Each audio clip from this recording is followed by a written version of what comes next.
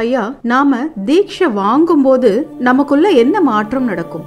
தீட்சை அப்படின்றது பார்த்தீங்கன்னா, எப்போ குரு கிட்ட போய் உட்காந்து இந்த உபதேசம் பெற்று தீட்சை வாங்கும் போது அங்கே என்ன நிகழ்வு நடக்கிறது அப்படின்னு கேட்டிங்கன்னா, உடம்பால பிறந்த நாம அந்த கணம் குருவோட அருட்பார்வையால உயிரால நம்ம பிறக்கிறோம். அதை தான் அகஸ்தியர் சொல்லியிருப்பார், மாற்றி பிறக்க வகையறிந்தார் இல்லை. ஏற்கனவே பிறந்த நாம மறுபடியும் பிறக்கிறோம். உடம்பால பிறந்த நாம உயிரால மறுபடியும் குருவர்களால குருவோட அருட்பார்வையால நாம உயிரை தூண்டுதல் பெற்று பிறக்கிறோம். அதுதான் திவிஜன் அப்படின்னு சொல்லுவாங்க, மறுபிறப்பாளன் சொல்லுவாங்க. அந்த மாதிரி மறுபிறப்பாளன் உயிர்ல பிறந்தவங்க தான் தன்னை உணர்ந்து வினையிலிருந்து மீண்டு இந்த பிறப்பு இறப்புலேருந்து தன்னை காட்டுக்கொள்ள முடியும். அந்த அற்புதமான ஒரு நிகழ்வு உலகுக்கே இந்த உபதேசம் கொடுத்த எல்லா ஞானிகள் மகான்களுடைய அருளாசி அக்கணத்திலிருந்து ஒரு சீடன் பரிபூர்ணமா அவன் பெறதுக்கு எல்லா தகுதியும் அந்த இடத்துல குரு தீட்சையின் மூலம் அங்க நடக்கும். எல்லாருடைய ஆசீர்வாதமும் அங்க கிடைக்கும். குரு அந்த கணத்துல இருந்து சீடனோட கூடவே இருந்து அவனை காத்தருள்வார்.